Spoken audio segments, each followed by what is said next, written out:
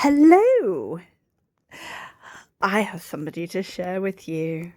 This is the latest and last addition to my collection for a while. This is the Gucci Marmont in velvet. And oh my gosh, what a pretty bag. I am insanely happy with her. So she arrived, I want to say it was either last week or the week before. She's in velvet, in a cotton-based velvet. I have never had a velvet bag like this before. I've had that kind of faux velvet, but never this kind of thing.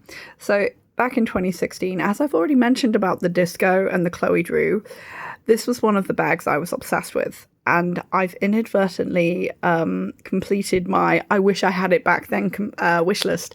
So between 2010 and 2016, I had a wish list of things that I wanted to own, but I couldn't afford. And I'm going to go through them because the thing is, what I think is very interesting about this wish list is it isn't all necessarily very expensive things.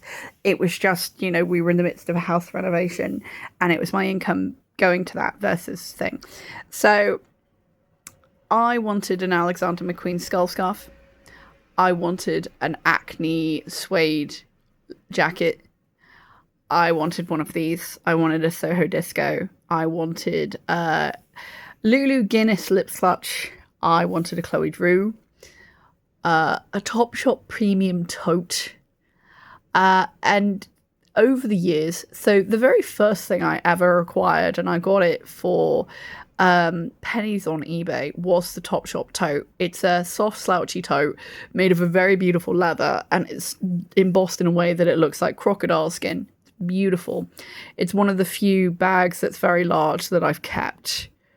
It's completely unstructured, completely floppy. I bought it, I think, I fell in love with it back in 2012 when someone I follow was wearing it. It's probably Anna, who I've mentioned before. And I was like, oh my God, that's beautiful. I got it off eBay. And I wore that bag to the ends of the earth. I still have it. I still love it. The next piece I acquired was the Lulu Guinness lips clutch in 2022. I acquired it damaged. I refinished it in the gemstones. Inadvertently made it a little bit more, oh my God, because every time I wear one of those bags, somebody always wants to know where I got it from.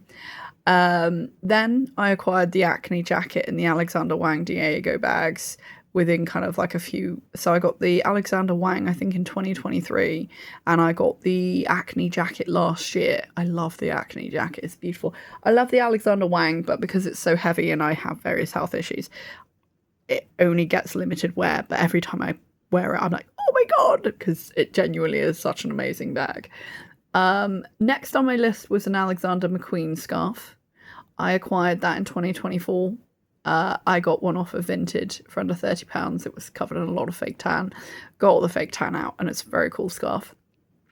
Next up on my list were bags. So I acquired the Soho Disco first, then the Chloe Drew, and now this. So this has been a bit of a project, and I'm going to run you through what I've done. I've hand dyed it back to restore the colour. The lining had a lot of makeup stains. I've cleaned the lining. I've repaired a hole in the lining. The lining is now chocolate brown instead of coral pink. That's okay. And what I've also done is I've used the agent I used to reseal the leather. I've used, because I've used it previously on non-leather items, and what it does is it just kind of creates a hard to tell barrier to just kind of protect things. So where this already had a lot of wear, so it's not noticeable, I've just refinished the edges very carefully in that agent. And yeah, she's had a good brush. She needs another brushing because I wore her yesterday, but I'm very happy with this bag. Very beautiful. She was £250 plus their £9.99 delivery.